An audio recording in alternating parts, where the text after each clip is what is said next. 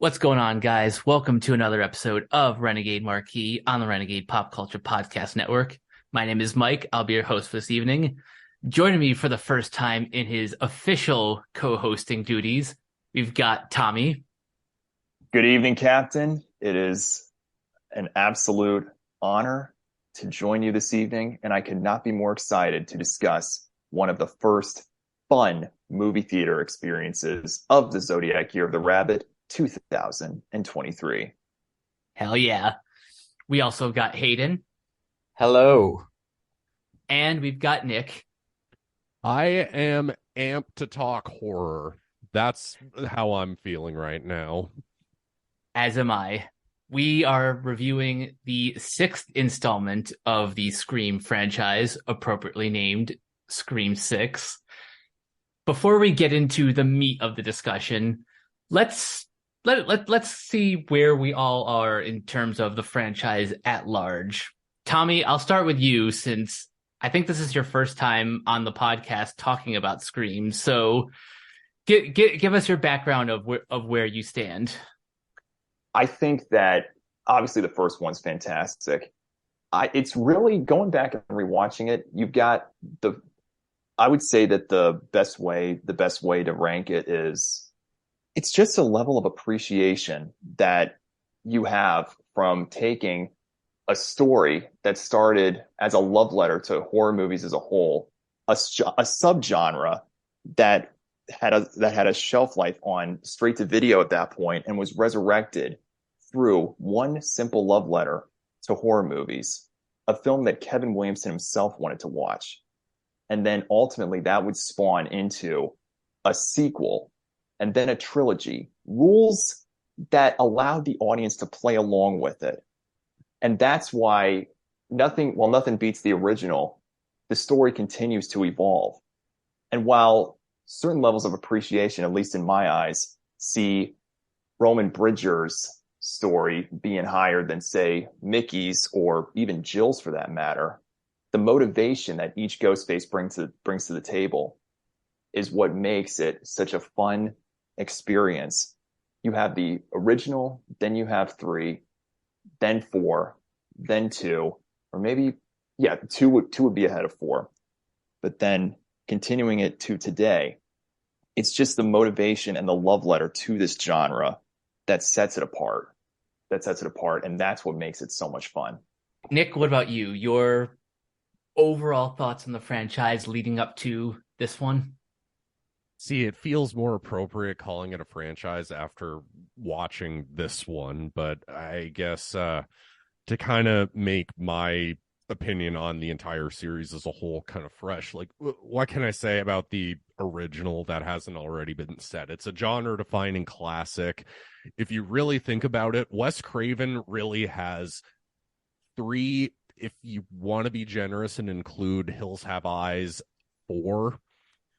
Like, he has at least, if you want to be debatable and include Hills Have Eyes, like I was saying, he has 3 genre-defining classics. For exploitation cinema, Last House on the Left. For slasher movies, the original Nightmare on Elm Street. And then in the 90s, he came back and did it again with Scream. So I don't really know how much more I can say. Just if you're a horror fan, you need to at least have seen the original Scream at least once. 2 is a sequel that has really grown on me the more times I watched it. I remember my initial viewing when I got the first 3 movies on DVD back in high school. I was like, it's decent. And then just years later, having obviously seen a lot more horror movies, I'm like, I appreciate so much more about this movie, that just the way it lampoons sequels, how it's gorier, how it progresses the story well enough, and it has my favorite joke in the entire series. It involves Courtney Cox, and that is all I'm going to say if you have not seen Scream 2 either, but I'm guessing you guys at least know which one I'm probably referring to. All I will say is it involves her Friends co-star. Then Scream 3 kind of just is what it is. I don't really feel like I'm saying anything new by saying it's the weakest entry in the series. Real world situations factoring in, lack of Kevin Williamson having written the script for it.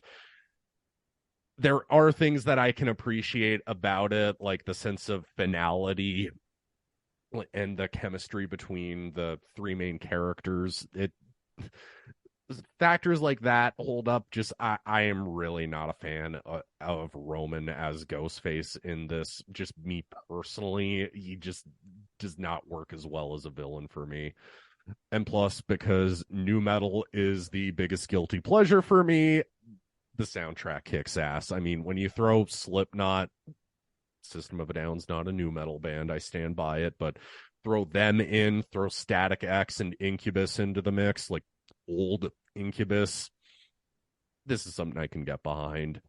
4 is one I really didn't like when I first watched it, but whenever I come back to it when I'm watching every one of them to prepare for these recent 2 entries, I'm finding more I like about it. A lot of the social commentary in terms of like social media works. I really love Kirby as kind of, I don't want to say the replacement to Randy Meeks because you can never replace Randy, but like if you totally had to, Kirby's just awesome. She's arguably my favorite part of 4. And the fact that Ghostface is just allowed to be more aggressive and more violent. Like the thing that I kind of couldn't help but notice on more rewatches is just how much more violent it is in hindsight. And then kind of like what Hayden has talked to us all about off air, I have a lot of personal things to say about Scream 5.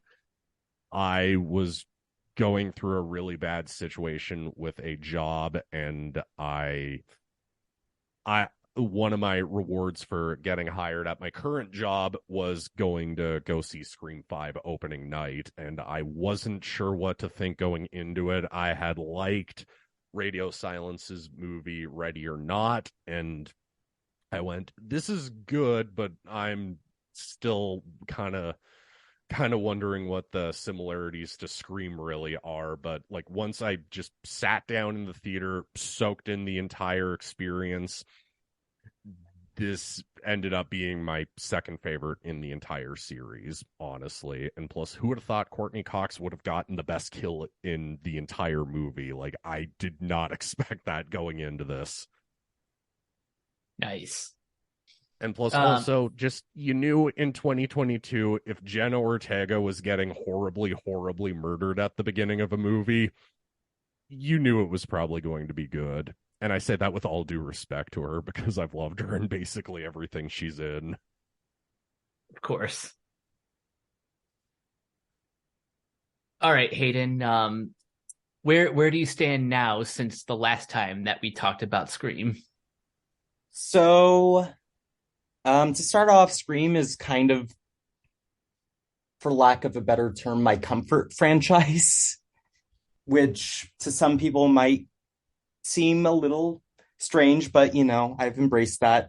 And first one, obviously, classic, cannot be topped for what it did and how it revived the slasher genre. And Scream 2, I think in a lot of ways has some things that are superior to the first film, even if the whole film is not better. There are aspects and scenes that I think are a franchise high. Going into Scream 3, it has grown on me.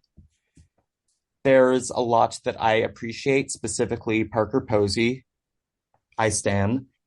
And the messaging is weirdly more relevant now than it was back then, which is ironic considering who was involved with basically ruining the movie in a lot of ways. I will not name names. And 4, I actually have a lot of fondness for 4 because, for one thing, it is the first Scream entry that I was able to see in theaters upon release. And for that, I kind of think I just do hold a sort of personal reverence for it. In hindsight, there are some things that are better, some things that are iffy. I think that it has some issues in terms of standing on its own visually. I think that the camera work doesn't quite feel as innovative now as it did for even the first three entries. And it does have a Ghostface that I really like because of how diabolical their plan is. And then we get to 5 again, helped me through a very, very difficult time in my life. I might not be standing here today if not for Scream 5. And I will just close off by saying I feel like I can't really rank the franchises properly. So what I do is I kind of see each one as having a pro or a con that exists in it and not the others. So one might have a Ghostface that I prefer, but scenes that I'm not as crazy about. So, it's kind of a give and take. All of this was a very roundabout and scattershot way of saying that I appreciate each one in the franchise for a different reason. All of them are special to me. All of them are my children. Thank you. That works. Well said. Yeah, it's a good point, and that's one of the reasons why it's hard to pick favorites, because there are times with certain franchises it really, you don't know, you can't really place them on a particular ranking, and of course it could change over time, but once you rank something and then they're on you make a particular list, you release it, sometimes the people won't let you change your mind. It's just, it's hard to do. That's what I was struggling with. There was a prompt earlier today on Twitter that that had people ranking the Scream movies, and I basically spent the whole day playing musical chairs with each of the entries. But as a whole, I think the one thing that I can say that hasn't been brought up yet is I think Scream is not just a great send up of the horror, the slasher genre. I think it's a great first franchise for people who want to get into horror but don't really know where to start. This is every bit entertaining as it is educational for people who want to kind of see the tropes in action, but also kind of make fun of how ridiculous they can be. And that's pretty much exactly the reason why the first Scream is still to this day considered a classic.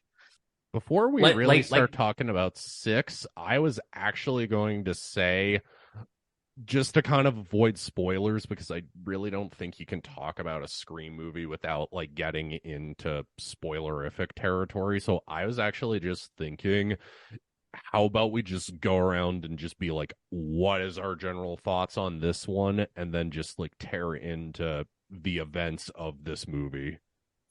Yeah. We're gonna do our general thoughts, but yeah. I'm gonna warn the audience, outside of this, we basically can't say anything without getting into spoilers. So this is your warning now, because after this, anything is fair game. Now, with that being said, Hayden, what are your thoughts on Scream 6? So, Scream 6, I think, is potentially the freshest that the franchise has felt since Scream 2. And the reason I say this is For one thing, I think an issue with 4 and 5, which are both movies that I love, and it might not even be really an issue, but it's just something that I have noticed and I'm acknowledging. They do both have a bit of a habit of really emulating the first movie in, which is fine. It can do that. But it comes to a point where I'm glad that they have finally broken those chains and really made something that feels new again. So I am very happy that it is no longer in Woodsboro. It is its own thing. It is its own animal, and the franchise is clearly going to evolve. If Scream 5 was just, okay, we are taking this back to basics, this is them basically breaking out of that cocoon and saying, okay, let's fucking do this. And I love how they really took advantage of the new setting to give us some of the best kills, some of the best scenes, some of the best set pieces, some of the best cinematography that it has been. And it is truly its own thing. And I am very thankful for that. Well said. Tommy, what about you? Your general thoughts on Scream 6? Captain, my thoughts on Scream 6 center around the experience of going to the movies. When the experience, story construction, and involvement of the audience come together in such a memorable manner, that is when the viewer knows that they are in for something special. The story doesn't have to be perfect, yet when the ingredients come together so superbly, it's the type of moment that lives with the viewer between that moment and the rest of the calendar year. Everything is all set. The viewer arrives, they sit in their assigned seat. They witness Newbie's pre-show before the opening credits. The lights then dim. The anticipation is on full rich, and the viewer is set for the real D 3D Scream 6 experience.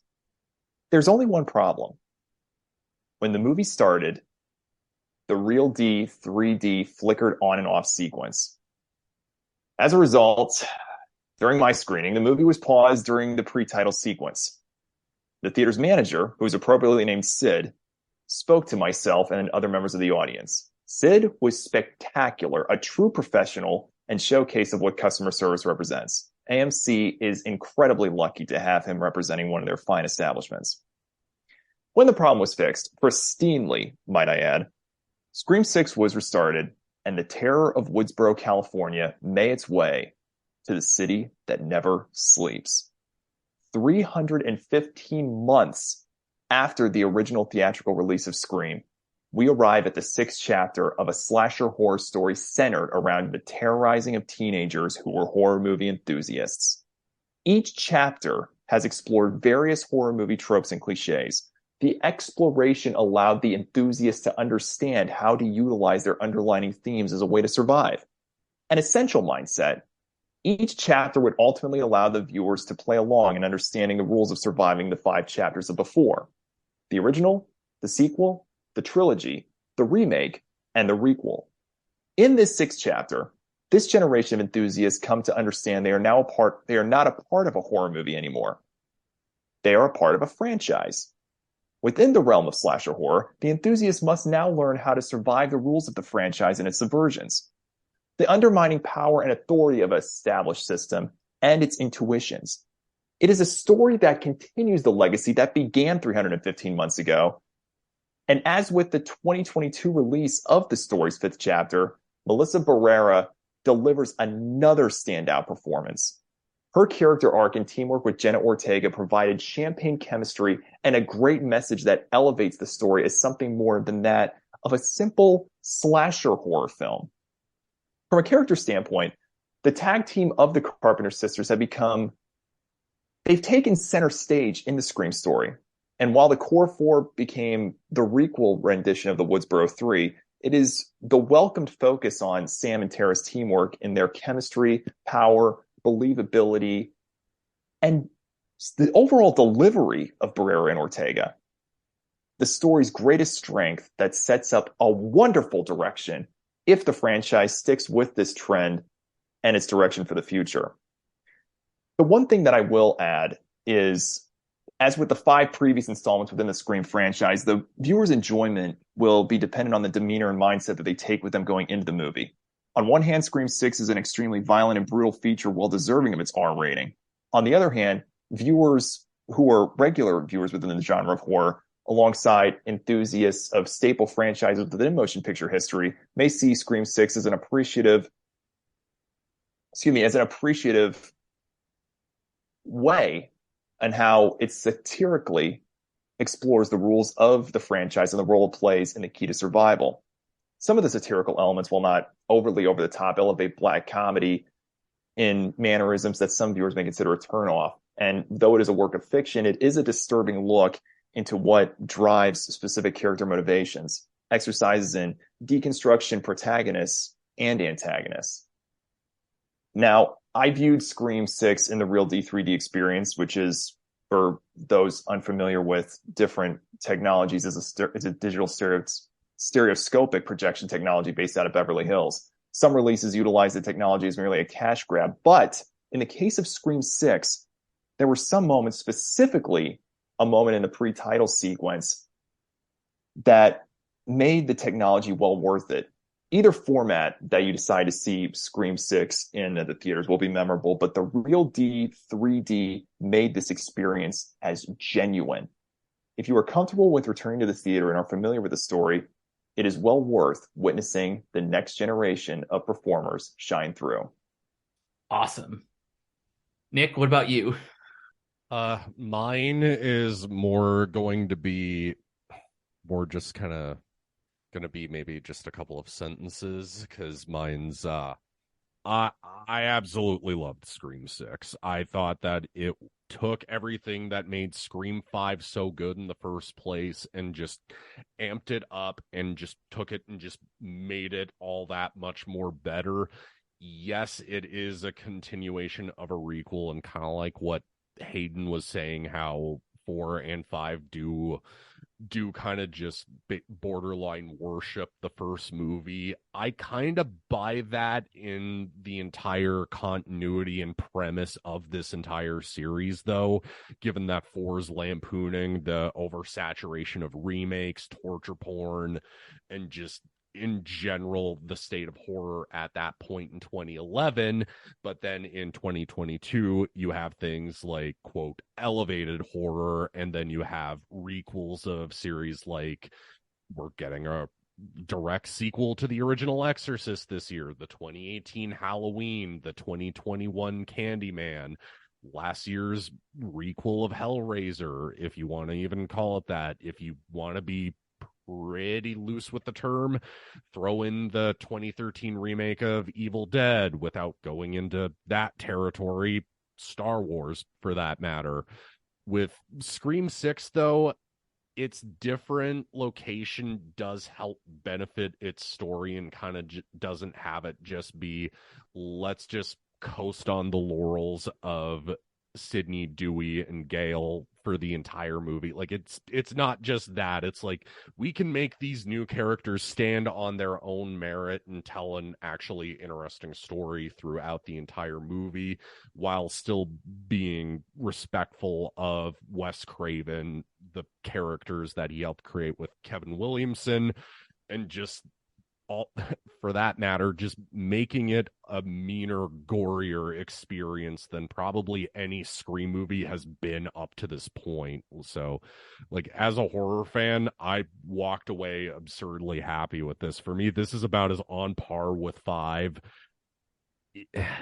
Maybe has a bit of an edge, but that all depends on my rewatch from when I pick up the 4K of this. So, as of this recording, this is my second viewing of Scream 6. both times in Dolby, because that's just how I watch all my movies if they're available. And I think now by now it's pretty much definitively my second favorite Scream film in the entire franchise, for pretty much all the reasons that have been stated before. And to put my thoughts a little bit more succinctly, this is both like everything that made the entire franchise great, both from like an in-universe sort of homage to Radio Silence just knowing exactly how to handle these characters, but this time putting them in a brand new setting, where the stakes are raised pretty significantly, since in New York anything can happen. And yeah, the kills are great. There are a number of terrific set pieces, and by the end of this movie, I was just very excited to see what the future lies for the Carpenter sisters, the rest of the core four, and just anyone else who finds themselves wrapped up in this whole Ghostface experience. So now that we got our general thoughts out of the way, now we can start to really pick this movie apart. Starting with probably one of the best opening scenes in the entire franchise, which totally flips like the rules on their head. Hayden, do you want to describe what happens in this opening scene? So first off, I before I forget, I would just like to bring up the method in which I saw Scream 6 on that fateful Thursday evening. So because I have AMC A-List, I took it upon myself to go to, first off, the 3D fan event at 5 p.m., which I did. And when that was over, my boyfriend got off of work, so I was able to see it for my second time at 8 p.m. right after that. But that was not enough, for I had a group of people that I knew were going to see it at 11:30 p.m. at a different theater. So I then drove to another theater to see it for the third time in one night. And that time was in Dolby. And recently, I went to the final 4DX showing for my fourth time, and I have 2 more times to come so I can at least match the number of the movie. This is really all just to say how insane I am as a human. And yeah, I'm not going to lie. I might have overdid it, but do I have any regrets? No, I do not. Hey, I got the Ghostface plushie, the bottle buddy, and the popcorn bucket head. So, hey, I think we both went all out there, Hayden. The only thing I'm really going to say about the opening is, as much as I loved Samara Weaving in Ready or Not, yeah, it sucks what happened to her in it. But you know what? I am just happy Spooky Astronauts was not right about her being the Ghostface killer, and I could not be more happy about that. And then there comes the twist. The twist is exactly the reason why I love this opening. And it's not that it's not that I wasn't excited to see Tony Ravioli in this movie. I just think it was the perfect subversion of expectations. So we are in spoiler territory now, right? Yes. Exactly. So I guess we might. You can imagine the audience's surprise when right after Ghostface slashes Samara Weaving, the mask is off immediately, and Tony Revolori blends in back to society. And some might note that the title card has not come up yet. Right after the slash, you would think normally Scream 6 would pop up, but it does not. And he walks back to his apartment, and things get interesting. And it is so exciting to see something like this in an opening that does not repeat the original movie again. This is something completely different, and I am thankful for it. Like, Oh yeah. in ways, every Scream movie does kind of copy the formula if you think about it, but the best way I can describe it is kind of a cooking analogy, I guess. Yes, there are ways you can make macaroni and cheese, but there's different ways you can make it to still make it taste delicious and just make it something that makes you want to keep returning to it on repeat. So in this case, to see a Scream opening that isn't just Ghostface taunts somebody and then starts going stabby stabby with somebody kind of is cool.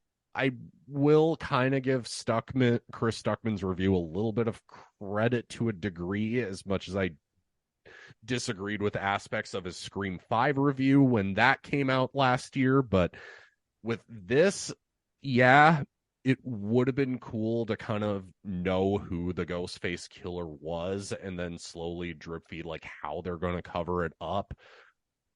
But at the same time, just the way that the entire opening scene just builds its tension is just so genius that you kind of can't help but go, you know what, at this rate, I'm just along for this movie's ride and I'm not going to complain too much. Kind of makes wonder. Go ahead, Meg. I'm sorry. I was gonna say like that's kind of how I felt. Like as cool as it would have been to see like a fully unmasked Ghostface, I think how they handled that in like the film proper was the right choice. Go ahead, Tommy. Yeah, and I'll piggyback off of that, Captain, by saying that I think if they did that, would it have been too bold? It would have been a big risk, but that would have been too Jason Goes to Hell for the Scream franchise. And I liked Jason Goes to Hell a lot. I'm one of the big defenders of that movie. But anyway, kind of makes one wonder even though they said they wanted to continue Richie's movie, it kind of makes one wonder what kind of a movie they would have made. But then once you get to that slash, when it got to that trademark slash in the title card, that use of In My Head was one of the, of course, that was one of the more memorable opening soundtrack needle drops in my eyes, probably since Something to Die For. And to add on to that, I think, would it have been interesting to see a film where at least one of the ghost faces you know right off the bat and see how they managed to try to trick everyone? Sure. Is that the movie that they made? No. So I'm kind of the mindset of I'm just going to judge the movie on what it did rather than what it could have done personally. Yeah, exactly. Oh, like, yeah. rather than just kind of go like, oh, I would have done this. You kind of just have to go into one of these movies and just kind of accept it on its own merits. Absolutely. Do we want to tear the glaring omission Band-Aid off right now, Mike? Yeah, we might as well. Okay. I'll take is it cool if I take this one? Go ahead. So this is the very obvious one, and this is all production stuff to kind of piggyback on what we were just talking about in terms of what could have beens, or in this case, real world circumstances not letting what could have been. So basically, long story short, this is the first Scream movie not to have Sidney Prescott in it at all.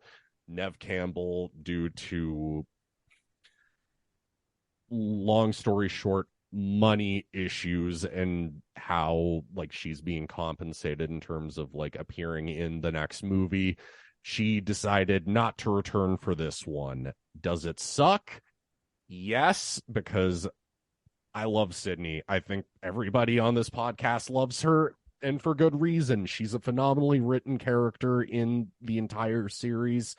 I love seeing her when she pops up in these. It's a bummer she's not here, but at the same time, it would have felt like overkill just bringing her back for more punishment with Ghostface. And low key, the best way I can put it is I kind of just want to see Sydney just go off and live her best life without having to deal with Ghostface anymore. And the movie even kind of brilliantly just is like, yeah, she wants no involvement and we don't blame her. Just go let her be a mom.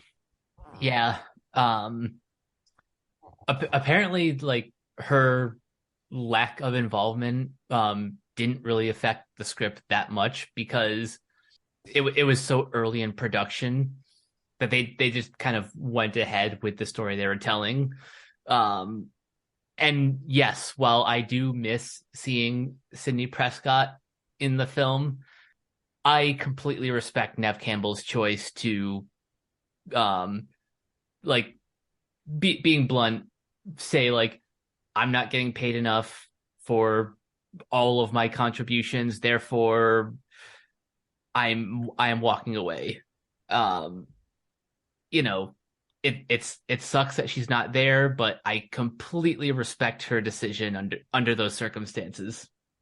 100%. And again, just the way they handle her not being in this movie, again, cannot be more respectful. Just, you know, despite the issues with her being fairly compensated, the way they handle her not being in this movie is just the most respectful way that you can say Sydney's not coming back, but, you know, still acknowledges the character at least. And I do think that it is a fair opportunity to give these new characters a chance to shine rather than just kind of have them, you know, as much as I do defend the later Star Wars movies, it does kind of give them more of an opportunity not to just piggyback off of the legacy characters. And they do kind of geniusly poke fun of that and the Star Wars fan base throughout 5 and 6. Mm-hmm. Like, And even the way they kind of introduce the idea of just this being Ghostface is basically just continuing a franchise. We're all part of it. So legacy characters, whether it's Kirby being back or Gail coming back for her 6th movie here, they're fair game to be killed off. We're all fair game to be killed off. Hayden, anything to add? I don't know if I have much to add besides I am so thankful that Kirby is back because she was also one of my favorite characters from Scream 4. And I got my wish. A lot of fans got their wish. And after much speculation, after that little Easter egg in Scream 5, we finally have her returning. And it is nice to see. And I am also, I also feel I should bring up that it is nice to see Hayden Panettiere returning to acting after a few years of not really being in anything. Yeah. Agreed. Real world circumstances suck. Real world circumstances that we do not need to mention, but yeah. Yeah, like that's my thing. Hayden, did you cheer like I did in the theater when she showed up? Oh, I did. And Same. at one of the screenings, I might have been the only one who did. Still, no regrets. Oh, me neither. My arms were literally like fists in the air, like, fuck yeah, Kirby's back. And to be honest, me and one of my friends from Instagram, we were kind of wondering, and the movie kind of eventually hints at it, that Kirby might be the Ghostface killer. Like, she totally thought that, yeah, something feels suspicious about her coming back. So at least the way they kind of throw that in, it's not a superfluous, like, oh, let's bring a fan favorite character back because we can. The way they actually bring her back is really well done and makes logical sense when you think about it. And all of those like hints of maybe she could be the Ghostface killer, those are such great red herrings um until they get to the actual reveal, which we'll get to in a minute. But Tommy, what are your thoughts on Kirby returning to the franchise? It was done in a wonderful way. Like you knew she was coming back. You knew she was coming back through the promotional material, but you don't exactly know. And even when you look at this movie and are just watching it down the road, and you see how she was presented and her new role, how she's grown up, and her connection to these characters, specifically with the Carpenter sisters, it was so nicely done. And even though it was teased at a point to where, I mean, of course, going with the notion of everyone's a suspect, it it added to that element. Yet at the same time, it was such a relief that it didn't go down that potential route, because it would have been like it would have just been really bad for the story as a whole. And not only that, but the treatment of characters, and saying that anybody can be X, Y, Z, or this trope, that trope, etc. But I really liked it a lot. Was it, Go ahead. thinking back, was it the best return of a character in that perspective? I don't know, but it was really nicely and respectably done, and how seeing such a character grow up into this next generation. But yeah, I really liked it a lot. I just wanted to say that, in terms of the red herring thing brought up earlier, it is just kind of one of the things that I think is one of the franchise staples, in that I watched Scream 5 with commentary, with the director, writer commentary, by Radio Silence. And they brought up that, they need to follow the franchise's history by making everybody super suspicious. Like, just everybody, no matter if they're the killer or not, everybody is suspicious. Everybody does weird things that make the audience think that they could be the killer. And that's the trick. There's a reason why that scene between Dewey and Randy in the ice cream shop was the teaser trailer for Scream 2. Everybody's a suspect. Well, if you're a suspect, then I'm a suspect. Beautifully done on every level. Staying with that connection. It makes sense, but do you have to do it in that particular manner every time? That is honestly a good question, but I like the way they handle it in this movie. And something else I really liked is the way they handled the Carpenter sisters, specifically Sam, who for at least like it's more the focus in like the first half, where she becomes pretty much the villain of the week on social media, Oh, with like with Oh, all of these conspiracy theories about her being like the being real responsible for what happened in the last movie. yeah, basically. Like I personally took that just because of my general aggressive distaste for the Star Wars fandom and their reaction to these recent movies. I totally just take that as a parody and kind of low-key a little bit of some trash talk against how that fan base reacted, whether you like those movies or not, kind of as parodying the overkill of the reaction to those three movies. Like, to the point where, there's a literal scene where Sam is going to a party that Tara's at to prevent her from, doing something really stupid with a guy who's going to take advantage of her while she's drunk, that some random girl on the street literally just throws a drink in her face and says, fuck you, you're the one responsible for all these killings, and you're a psychopath, and this, that, and the third. And it's like, holy shit, this just went from 0 to 11 in like not even a second. So like personally, I just kind of take that as just like a commentary on fandom to that extent, but at the same time it feels like a story progression that organically makes sense, something that I can actually picture, to where, the last movie focused so much on critiquing fandom while also critiquing like the current state of horror in terms of like, requels and, quote, elevated horror. I think the way that was handled was just super well done and kind of on the pulse.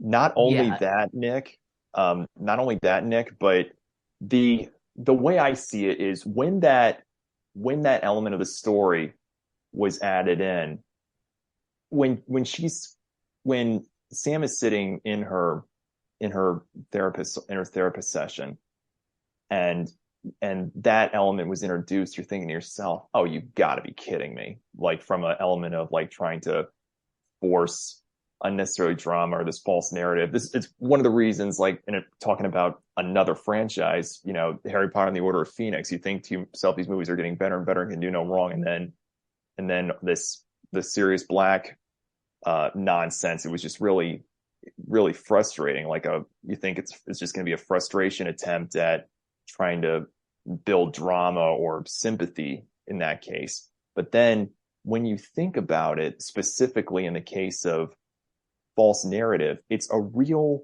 world influence that adds to it. And in an era where false narratives and fake news tend to dominate outlets for all the wrong reasons, James Vanderbilt and Guy Busick's screenplay explores that damage in mannerisms that initially leave the viewer confused. And on that aforementioned realization, that societal aspect in the screenplay allows members of the world's population could really learn from this presentation of fiction. It questions the state of one's own responsibility in wanting to dissect and decide for themselves what the facts and the truth of news stories actually are.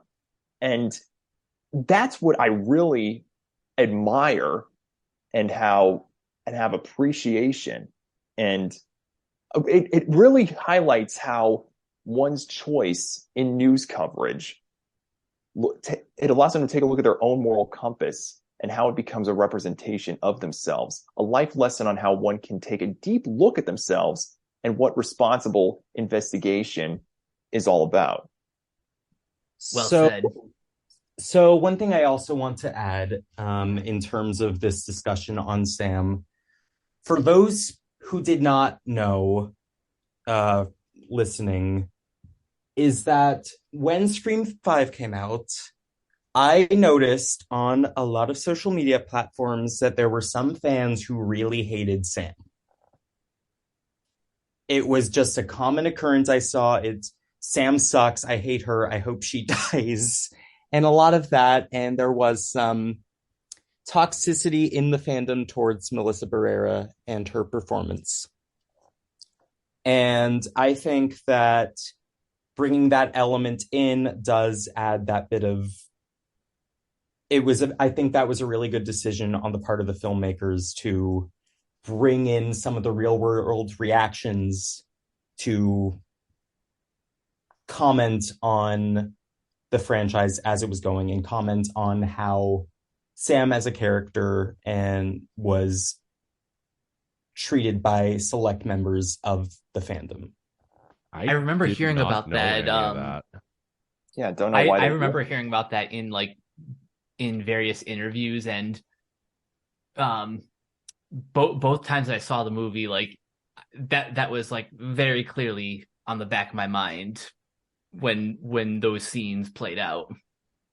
Like low key, how stupid do you think, especially if this seventh movie comes out either next year or 2 years from now, and this last movie in this new trilogy ends up being like really great and kind of brings everything full circle? How stupid do you think those people are going to end up feeling for going like, God, I just trash talked this human being who got some genuinely badass moments, like especially the scene towards the end of the movie where she's got the gun, she's got one of the Ghostface killers at gunpoint. How stupid do you think those people are going to feel in just a few years?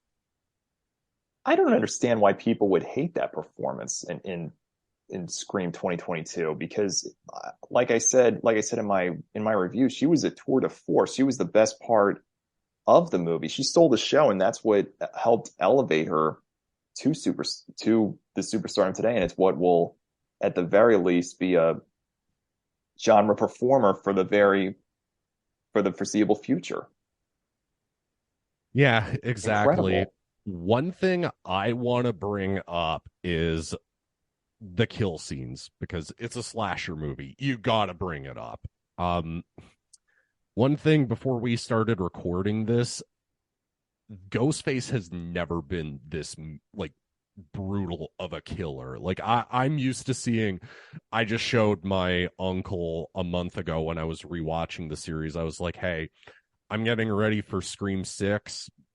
Have you seen the original Scream?" And he hadn't seen it before, actually. So I actually got to show it to him for the first time. Eventually, when Ghostface gets knocked over for the first time, I literally told him, heads up, this is going to happen to Ghostface a lot. But then eventually with 5, and especially going into 6, I'm totally getting the vibe that the Radio Silence guys were just watching Terrifier 2 on a loop, and just how that set a standard for kill scenes and gore. And they were like, okay, how can we take that and put that into a Scream movie? Because I have never seen, like, if 5 was Ghostface by way of his counterpart in the video game Dead by Daylight, then this is Ghostface by way of Art the Clown, because like I've never seen Ghostface just like repeatedly stab people, and I'm like, I'm used to it cutting away so much, but it's like it ramps up the violence, it ramps up the gore, but it never just feels excessive or gratuitous. It feels like it's actually benefiting the story, especially with the reveal bearing in mind. You kind of can't help but go, okay, it makes sense that Ghostface is more aggressive, just given the motivation that's revealed at the end. Yeah, I don't think I've ever been this terrified of Ghostface, um, especially during like the biggest set pieces of the film. I man, there are at least like three to four like big set pieces, and any one of them could be my favorite. But I kind of want to go around the room and toss that question to the rest of you guys. Hayden, I'll start with you.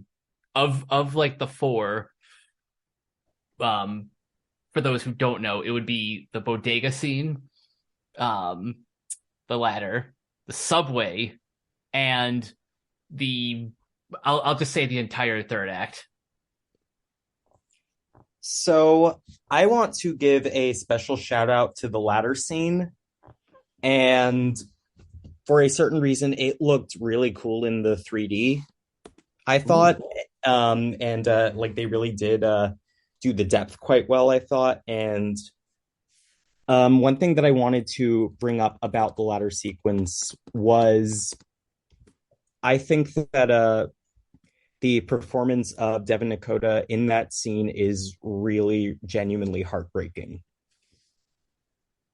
Just as Mindy's girlfriend, Annika, is going across the ladder from one apartment building to another, the ladder is suddenly grabbed And just the cries of I don't want to die. It just looks so genuine on the part of the actor, and it really does make you feel for the human being that is being killed at that very moment.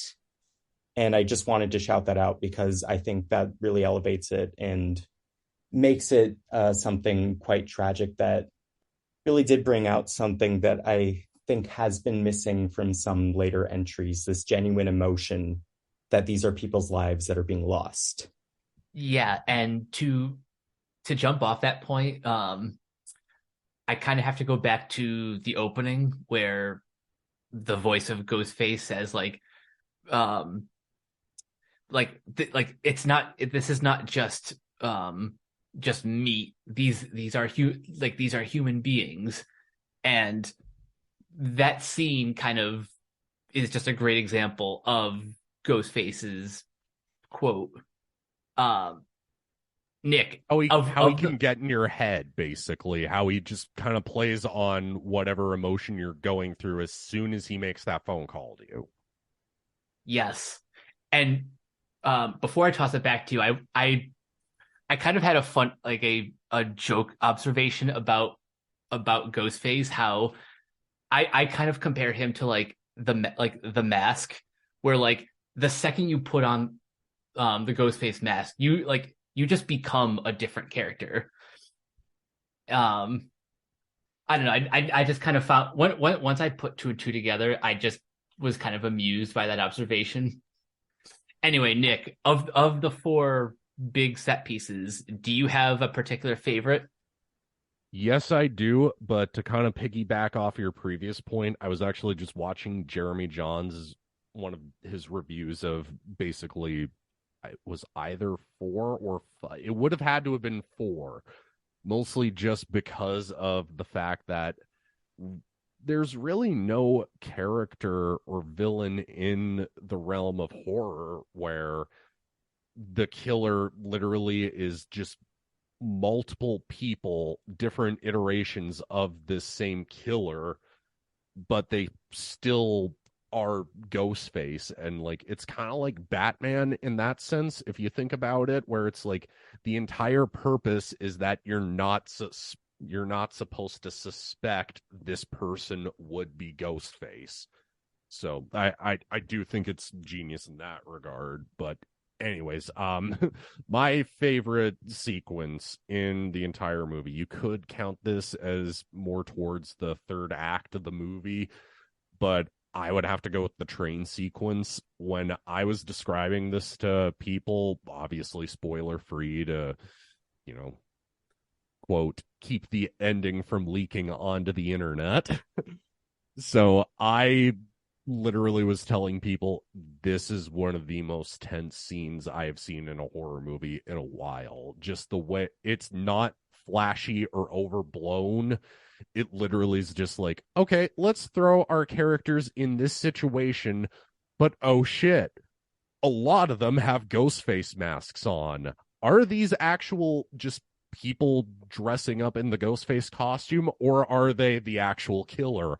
We don't know. So it just kind of leaves you on your toes going like, holy shit, any one of these characters could die at any minute. And I'm scared for what's going to happen to them.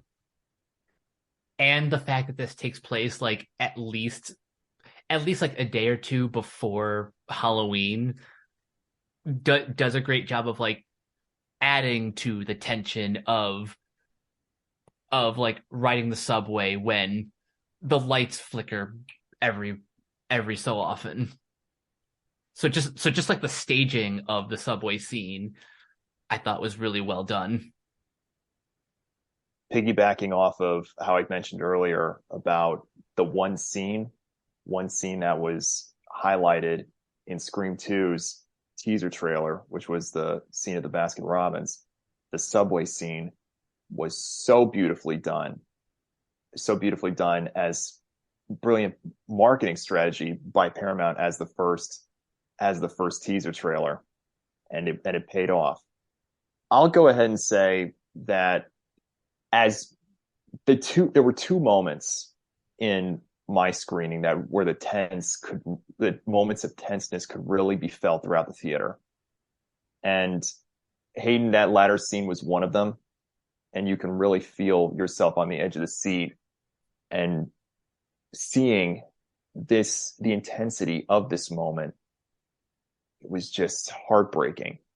This emotionless killer going after human life the way that he did. But adding to that, I piggyback off of something that I wrote in my Letterboxd review. And it was a reminder of how influential slasher horror has in being within the art of filmmaking. When done right, these moments have potential to stick out in the viewer's mind the moment they think of said piece of work. And in Scream 6, those standout moments of tension leave the viewer tensed up on the edge of their seat, providing the necessary chills one expects when they are viewing a horror movie of any sort. Two scenes in particular, one being the latter, and the second involving that scene in the bodega, symbolized great examples of how filmmakers could really learn when studying not only how to make a horror movie, but a thriller as a whole. It makes sense that Radio Silence studied films such as Jurassic Park when filming the bodega sequence. I was just about to bring that up, how the bodega sequence is basically a restaged version of the kitchen scene from Jurassic Park. Yes, indeed. So wonderful. So wonderful. So tense worthy. That's the type of moment that one looks at when they're in film school. How can you take something like that in any genre and make it as effective as that?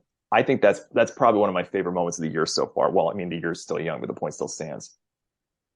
No, I agree. Picking a favorite between these four is tough.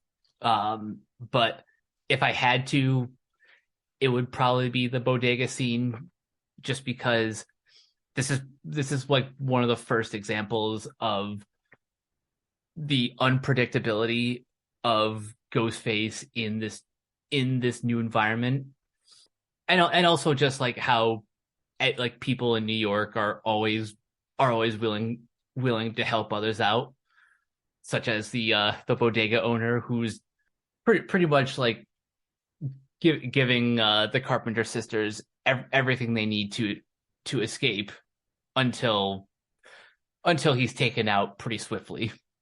Oh, Ghostface will just, in this movie, he will fuck your shit up. That is the only way I can describe Ghostface in this movie. That entire scene in the convenience store, I kind of couldn't help but go, oh my God, anything could happen to anyone in this movie. The exact way it is meant to be, and I absolutely loved it. Also, to kind of go back, if you really think about it, a lot of references are made to Giallo movies to kind of go back on like the idea of like red herrings, which that's throughout the entire series when you look back on the previous 5. This one feels more like it, like there's even direct references to Dario Argento throughout it, the entire sequence with Samara Weaving at the beginning. Like, there is just nothing but references to Giallo movies, and I'm all here for it, especially after Malignant came out, like, 2 years ago, so I can't help but get behind that all the more, so I just wanted to throw that little tidbit out there. One thing we probably should mention is how genius of an idea it was to not kill Jenna Ortega off right as she's becoming, like, her star is like rising higher and higher just in the past year alone. Yeah, no, I'm glad that she gets to stay alive and stay pretty active in this movie. I would say the dynamic between Sam and Tara reminds me a little bit of Anna and Elsa from Frozen. This is basically the horror equivalent of that dynamic. And when you think about it, the Carpenter sisters as a union, this is this generation's equivalent of Sidney Prescott as a whole. And that's what really makes this so special. That teamwork and that dynamic sets it apart. A lot of people are talking about the core four, but Sam and Tara and their connection, that's the standout moment in this movie. And it's brilliant. And I do like the core four too. Oh yeah, how can one not? It's the Woodsboro three of this generation. Yep. Like eventually, like the movie even kind of pokes fun at the idea of them calling themselves the core four, but like eventually you just kind of can't help but go like, okay, that's cute. I'm gonna allow it. It's character bonding moments that make these movies for me, because when you really think about it, Scream is basically just a teen soap opera with extra gore. Exactly. But it's just done so well, convincing, and you actually care about what's happening, and it's not just high school drama with a big budget. You actually care about these characters and you want to see them live to the next movie, even if I had to nitpick any fault with the movie, the way some characters are horrifically murdered and then you find out eventually that they're alive, like especially with towards the third act with Chad being stabbed by the Ghostface killers, you kind of can't help but go like, dude, you were basically, instead of shot, you were basically the 50 Cent of this movie where you were stabbed 9 times. You should not have come back from that. I can only speculate that the killers somehow missed all of his vital organs. Well, I mean, they are basically like straight out of high school, I know we're in spoiler territory, but spoiler alert. I guess with that in mind, Ghostface reveal time. Yeah, let's talk about Ghostface. And specifically, let's talk about what sets this one apart from like what's come before. Hayden, how would you describe this version of Ghostface? I'm not going to say much, but at least at first. But there is an element to the ringleader of this Ghostface operation that I would be remiss if I did not express that there might be some relevance as to their job position. I won't say more than that, but I just wanted to drop that little nugget of something. If you know, you know. Noted. And all of you can kind of jump off of that and or just ignore it. I appreciate the use of the word jump off because we've been using the word piggyback a lot throughout this podcast. I guess with that in mind, let's go ahead and spoil who the Ghostface killer is. Can I say this real quick, Nick? Because go for it. Yeah, because talking about getting into spoilers, to me it leads into the biggest weakness that is Scream 6, and its predictability in that respect. And when I saw it, I didn't know what the motive was and what led to that ultimate reveal. But I have to say that following the release of Scream 2022 last year, a theory was brought to light about how the individual who sports plaid is either one of or the main antagonist in that respective chapter of the Scream story.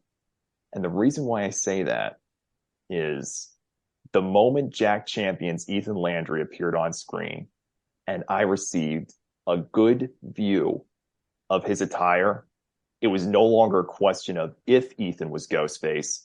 It became a question of, is he acting alone or is he an accomplice?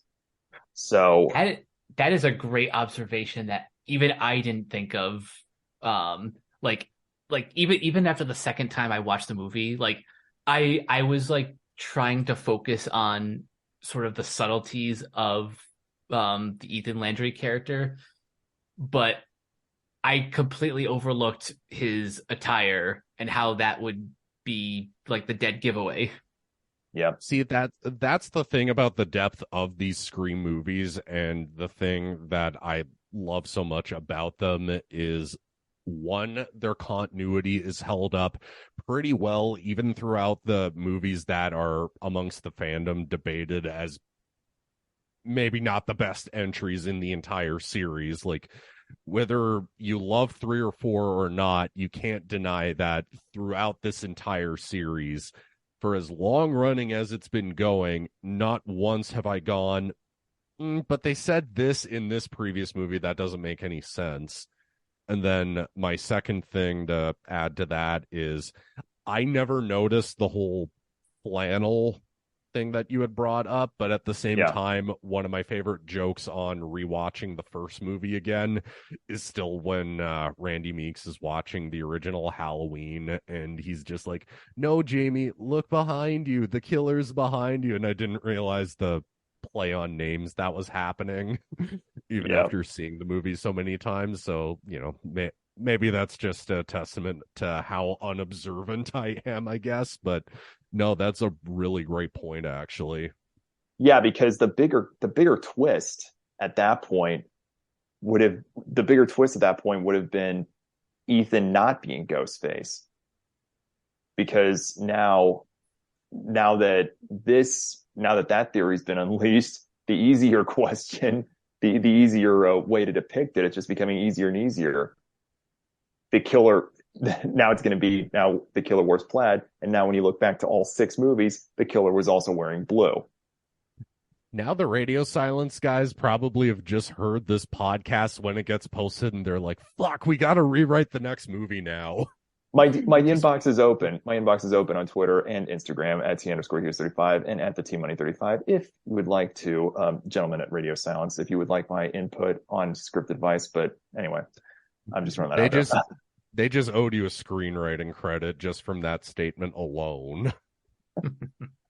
Also, if you're listening, cast me in Scream 7. I'll do it for free. Bye. Just get me a meet and greet with Jenna Ortega, and I'll be perfectly okay. Watch the fallout first, and then it just might happen.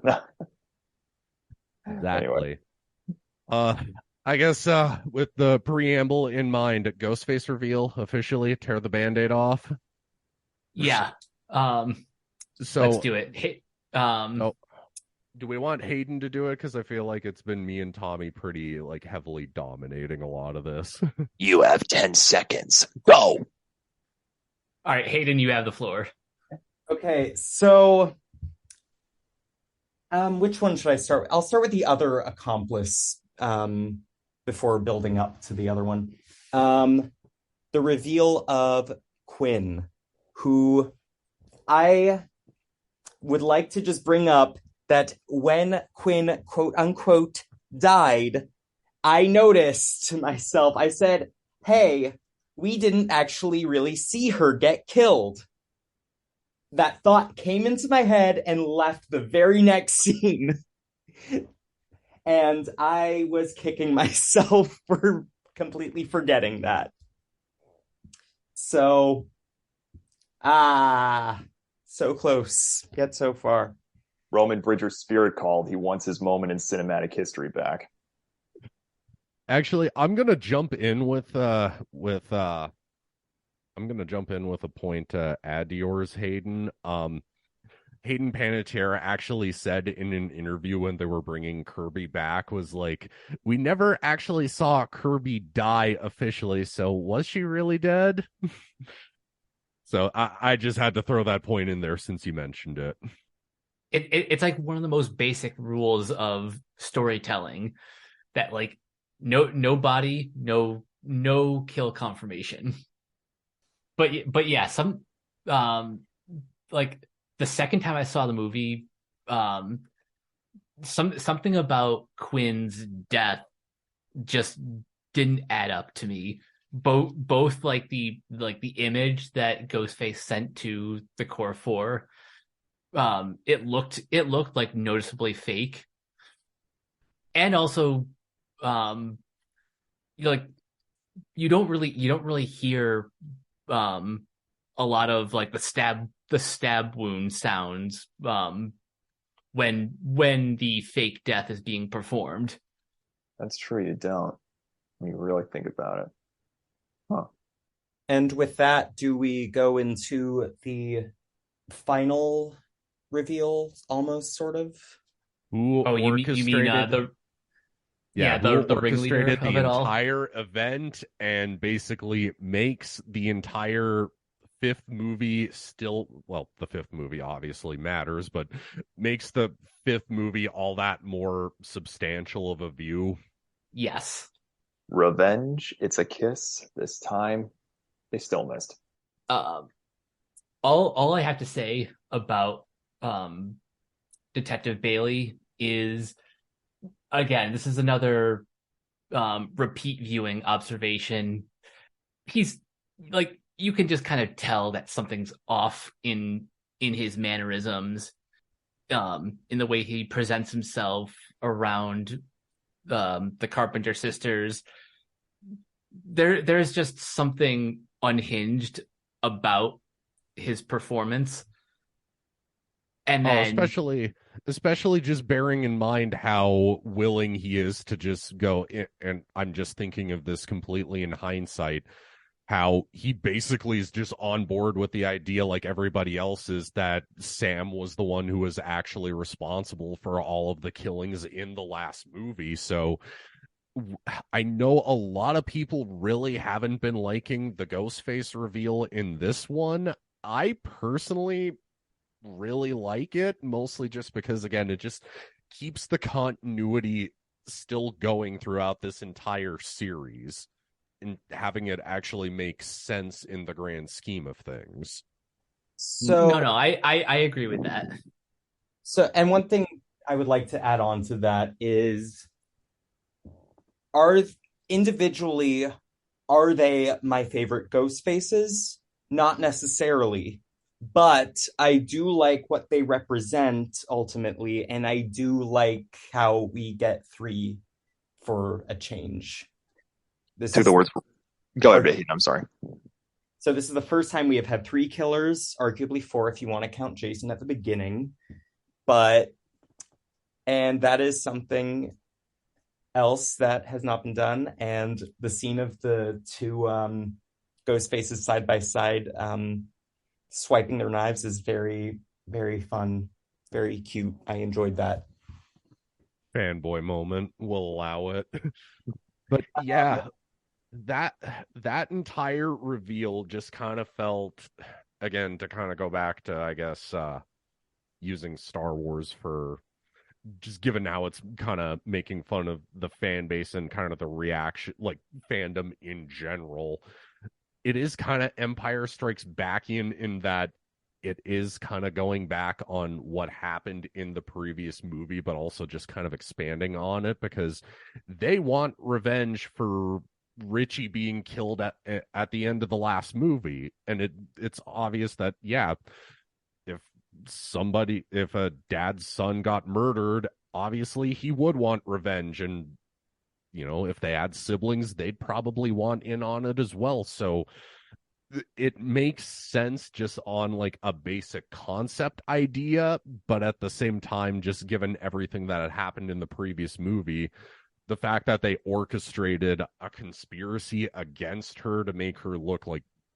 Sam look like she was responsible for what happened in 5, it makes total sense. And especially just given that, how else would they have access to basically just make a huge shrine to Ghostface?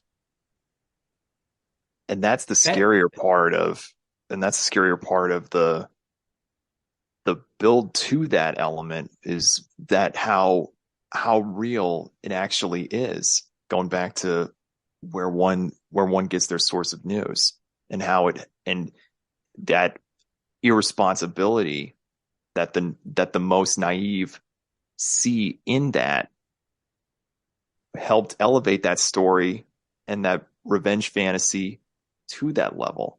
The one thing that I will add further is, when you look at, it's not the first time revenge has been the subject of motive, but it ultimately will revolve down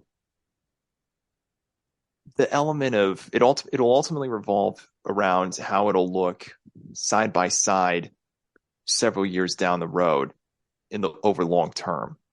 Because when you think of the motives of Mrs. Loomis and even Roman Bridger, how will this stack up side by side? It's just something to think about. I mean, the movie's still wonderful, but when you do comparison and contrast in that respect, only time will tell to see how it holds up. I think it's all depending on assuming that this is just going to be part of this new trilogy of movies. I think this all just depends on the third movie kind of tying everything together in a neat bow. Whether it's the final movie or not, time will tell, as the phrase goes. But I guess, I would be perfectly happy if one final movie kind of just brought everything together. And that's what, if the trend continues, that's what it's building towards. And you have to stick with that, because if they go down a completely different direction with this, it'll lose momentum, and it'll just be made to be made. Because when thinking about the subject of revenge, you've elevated that element into, not necessarily from Ghostface standpoint, you have the potential to elevate that to one of the Carpenter sisters in their half of their union, in their tag team. Push that story further, tying a bow on it. So much you can think about just from that idea alone. Yeah, again, very Empire Strikes Backian. I know Backian isn't a word, but you guys get my point. Of course. Like, springboarding off what Tommy just said, I think the only way that 7 will work is if you follow through with how this film ends and where it leaves the Carpenter sisters, specifically Sam. But before we get too deep into that, Hayden, you had something else you wanted to add? Yeah, I have just a lot of things that I'm going to add, so buckle up. I just wanted to start out by saying, in terms of the reveal, if you notice during the discussion with the entire, when Mindy is discussing the possible suspects in the park, she calls all 3 of them back to back. She first says it could be Ethan, it could be Quinn, and then when they mention that Quinn's dad is a cop, Mindy responds with, which makes it even more likely. Mindy called it from the very jump. So if you watch the movie again, keep an eye on that. That is something that I noticed. Mm-hmm. She fucking hates this franchise, though. She called it. I had to make that joke when you said that. And Another thing is that if anybody noticed, Sam indirectly gave Ghostface access to the therapist's information, which led to his death. Oh, yeah. Because Sam says, I was at my therapist for my alibi. I will give you his information. She did, and she gave him the address, and that's how Ghostface got the file. Another thing that I noticed. Either I'm just not as observant as I'd like to think I am, or this movie just finds new ways to go over my head. I blame watching it 4 times personally, but that is something I noticed. And this is just another thing. This will be another observation as to who was responsible for the attacks and kills. So most of them, so the opening scene, the bodega scene, the therapist, all of those near the beginning, those were all Detective Bailey, for a lot of reasons, one of which is he seems the most competent. He would be the most likely to know how to use the shotgun in the bodega.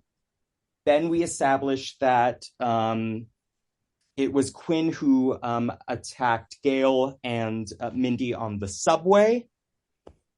She says that right off the final reveal. So then we get to Ethan, and if you look at it, Ethan did not actually end up killing anybody, because Detective Bailey did most of the actual killings. Quinn managed to kill Gail's boyfriend. Ethan got nobody because he is so pathetic and so obvious. And his dad clearly has had the favorite, and poor Ethan was not the favorite. Which makes me all the more happy Jenna Ortega got to stab him right in the face. He died of first. No joke, guys, I actually cheered in the theater, and I was like, yes, Jenna, stab him again. Stab him again. Same. And this is just going to be a random, silly observation that may get cut, or you can keep it in if any of the listeners get the reference. Are any of you familiar with the Don't Hug Me, I'm Scared TV series? Not the original web series, but the feature-length TV series. They have a TV series only by name. In the UK. It was 6 episodes, and it is honestly maybe one of my favorite comedy shows like of last year. It is really good, honestly, and it's a different format. But if anybody knows what I'm talking about, there is an episode in the TV series where there are 2 creepy twins who are teaching the characters about family. And those were the characters that I was thinking of watching Ethan and Quinn the whole movie. It was just something that would not leave my head. If you know, you know. And that is all. I like that. I only vaguely know about Don't Hug Me, I'm Scared, but just the thought of those 2 characters did kind of make me chuckle. Yeah, I don't really have much to comment on. I've never seen the either series, to be honest. So I guess anything we haven't brought up about the movie that none of us have thought of, I guess. Danny is innocent. I want to see Jenna Ortega stab Ethan in the face multiple times. I want to see an unrated cut of her pulling the knife out and stabbing him again. I would be down with that. That would probably be like a viral GIF like within the next couple of weeks. Oh, I don't use the word rue enough, but I rue the day that I can see that over and over again. the last thing I want to mention, which I kind of alluded to earlier, is where the movie leaves our two main protagonists. Um, starting with just how cool it is to see Melissa Barrera in the Ghostface costume. That was really nice. Very nicely done. Also, just another shout out to Roger L. Jackson for um, what over 30 years of excellent vocal performances.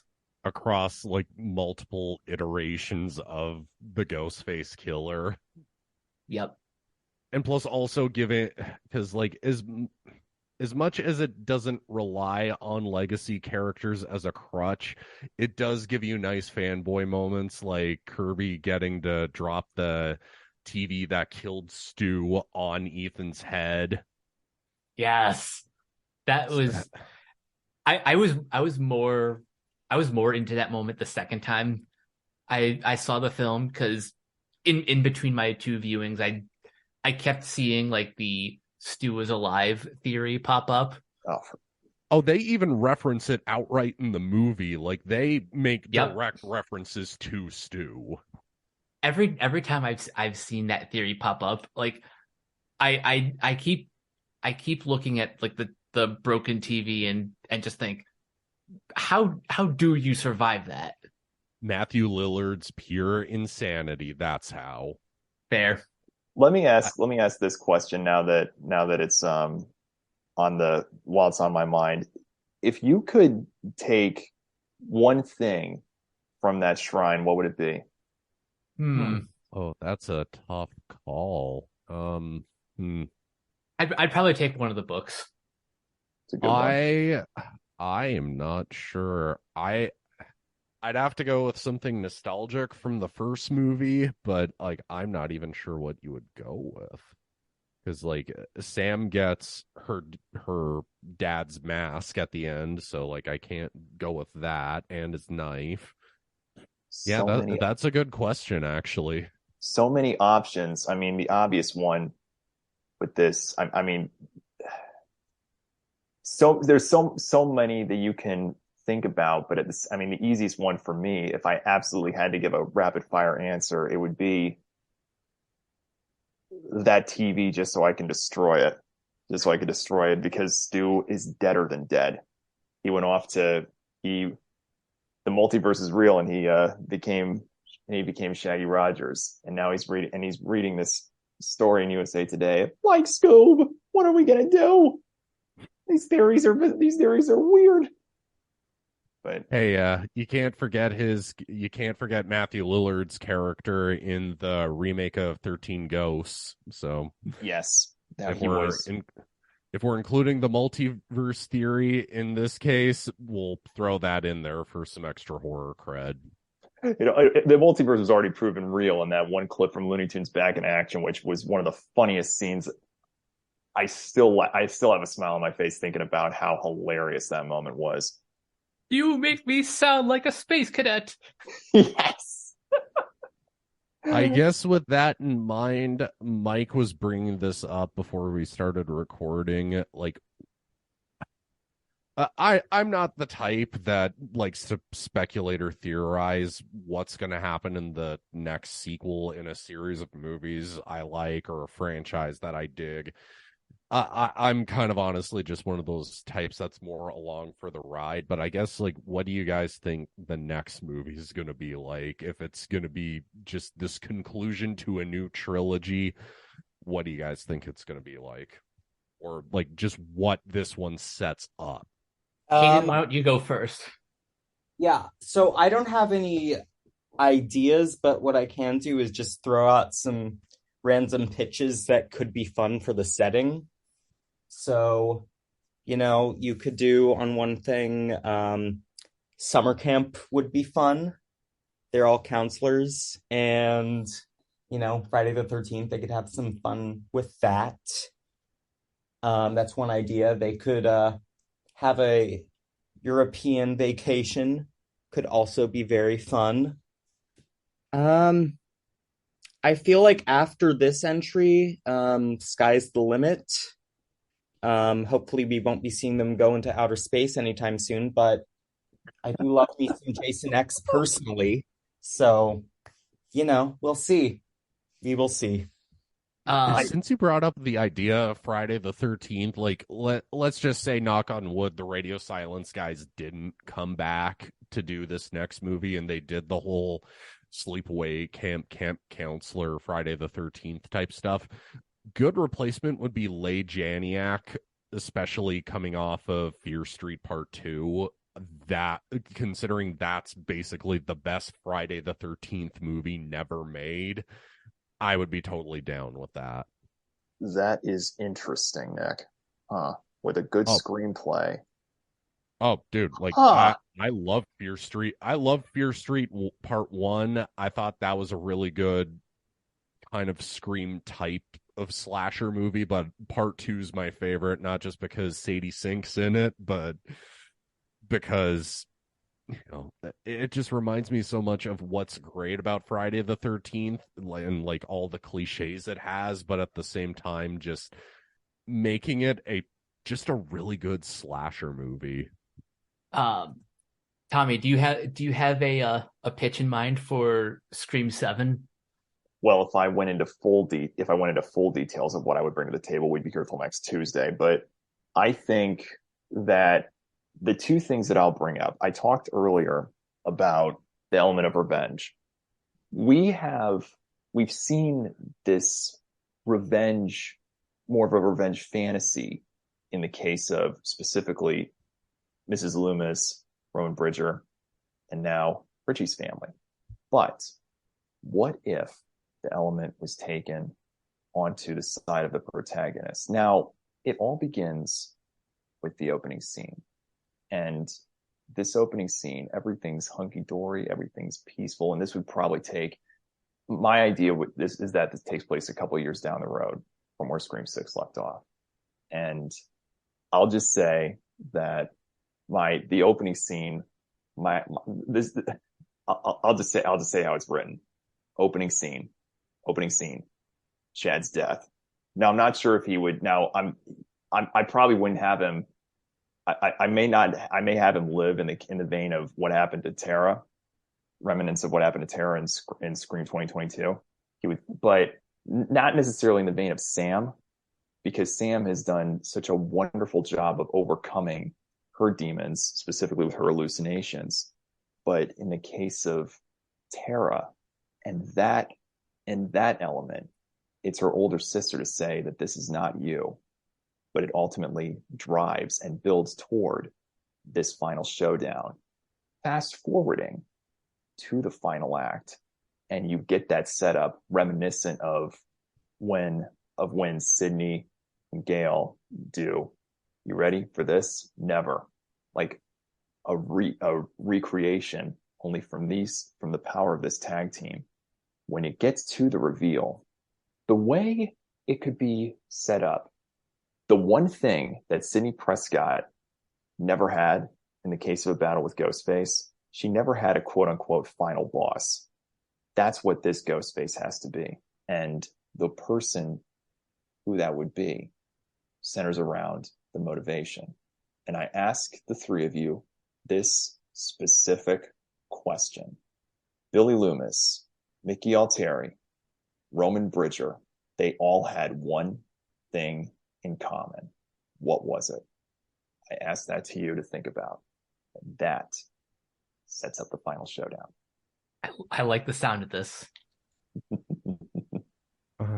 My thing, I'm kind of just going into it. I have no idea where this next one's going to go, especially just because this could just be me personally reading into it too much, that it seems like they're really implying that Sam is going to kind of pick up where her dad Billy Loomis left off. Like it implies it to me, at least. I kind of can't help but go with the next movie. Is it implying that she's going to go crazy the way her dad did?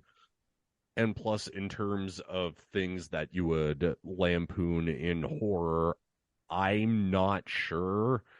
One part of me would like to see it actually expand upon what was just kind of a little bit hinted at in Scream 4, is make fun of kind of, I guess, more of the how am I going to word this? Kind of make a mockery, I guess, of more of the extreme horror side of things, especially with like streaming platforms like Shudder and Bloody Disgusting's platform Screambox. Like the ability to find, I guess, the most extreme types of horror you can imagine, like going after something like, say, just given how much more violent this version of Ghostface is currently, like kind of make fun of stuff like, you know, The Sadness, or just go after something like even maybe Terrifier 2 for that matter, just given how much of a reputation is Terrifier 2, a better example of that being a better super violent movie.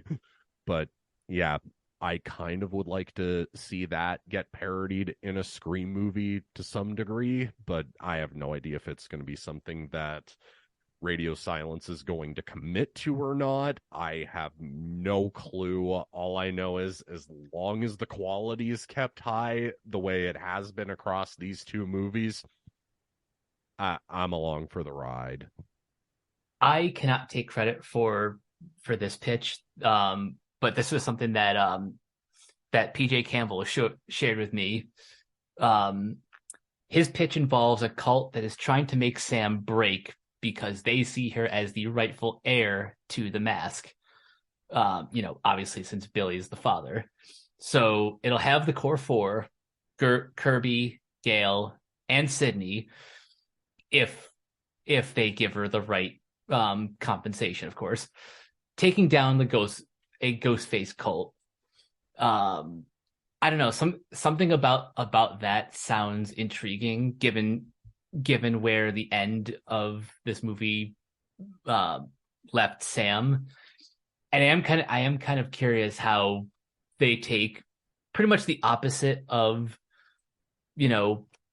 Sam's social media presence in this film, and kind of do like the polar opposite, how that would play out.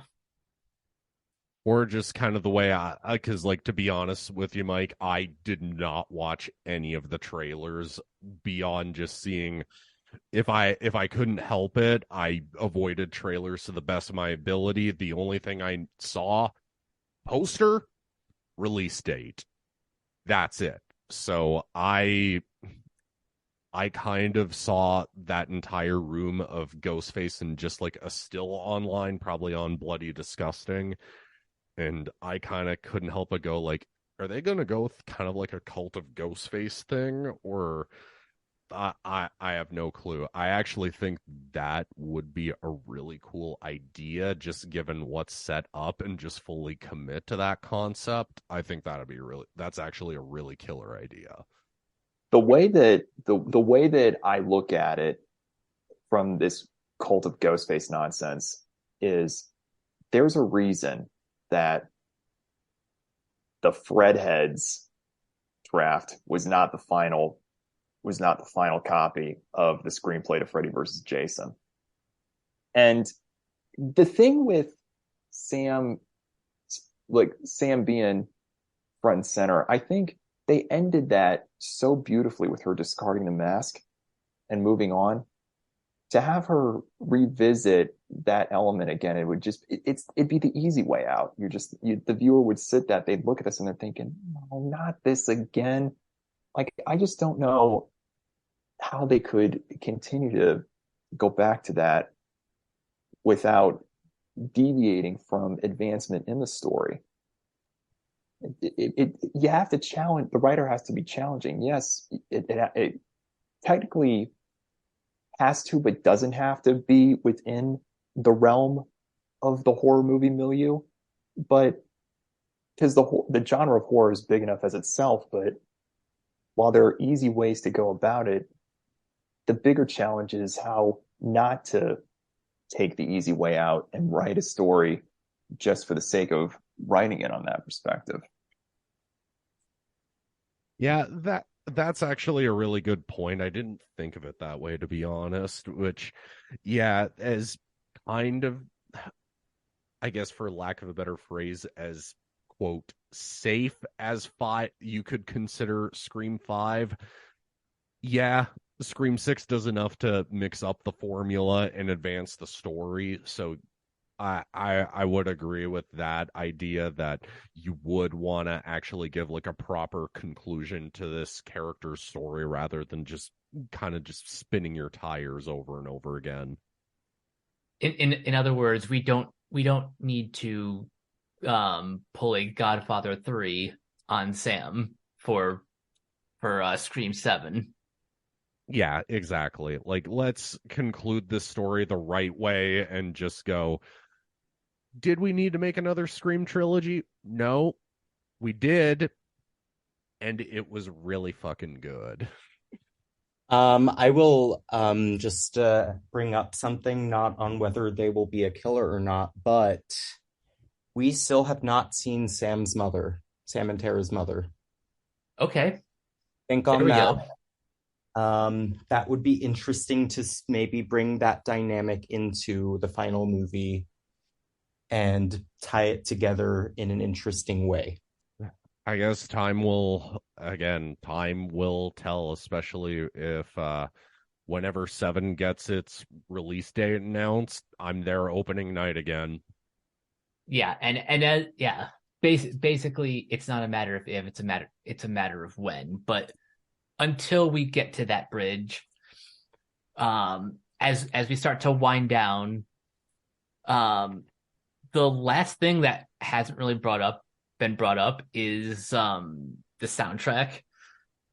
And I'm glad that we didn't just get one but two needle drops of Red Right Hand. Oh, Oh, yes.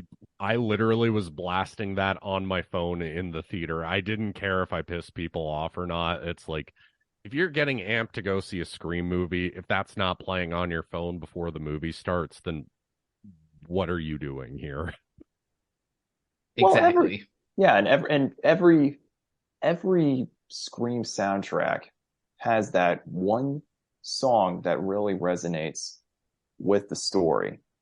And while while the first one, I mean, well, obviously Red Right Hand's a classic, but when you think back to the first one, which is a soundtrack primarily of covers, that end credit rendition of Whisper to a Scream really stands out as something spectacular, the perfect way to wrap a bow on that love letter horror movie experience. It's like the soundtrack. That was the love letter to music through the covers of music.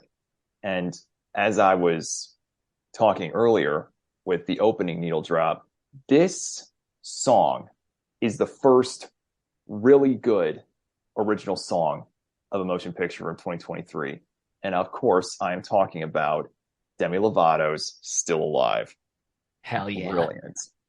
It is the perfect, just the, this is the type of music that really gets excited, that one really gets excited about. And let me see here. And I revert to my Letterboxd review here when I say that it is pure movie music enjoyment. The type of original song resembling a perfect fit in combining elements of its promotional story through its lyrics and music video. It's the type of music video one would see playing on repeat at their local video or music store. A music video that one would see as a bonus feature for the eventual Scream 6 release on home video.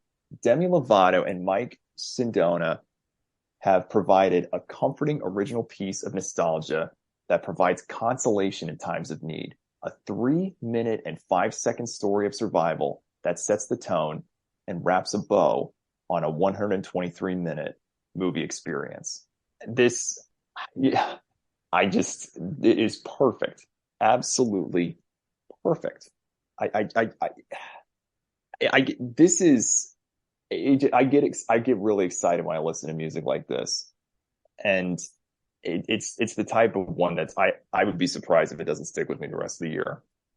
It is kind of perfect for fans of both Demi Lovato and Linkin Park, who by the way, are releasing a 20th anniversary edition of Meteora coming soon. Yes. So that's something to look forward to.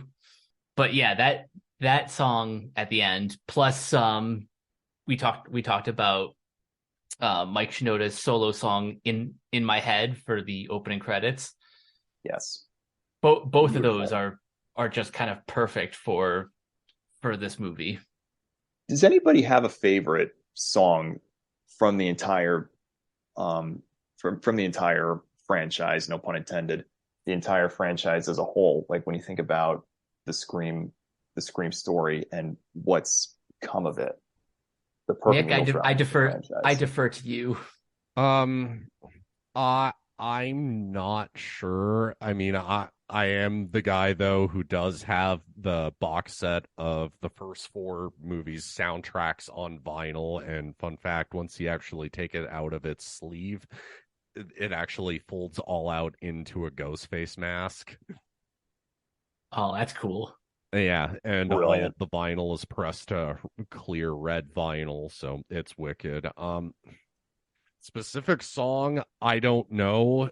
If you cut out both of the Creed songs, the Scream 3 soundtrack is, again, the movie is what it is. Again, if you include Slipknot, System of a Down, Seven Dust, Static X, and Power Man 5000 on a soundtrack for a horror movie for me, you're probably going to catch my attention with that. So, yeah.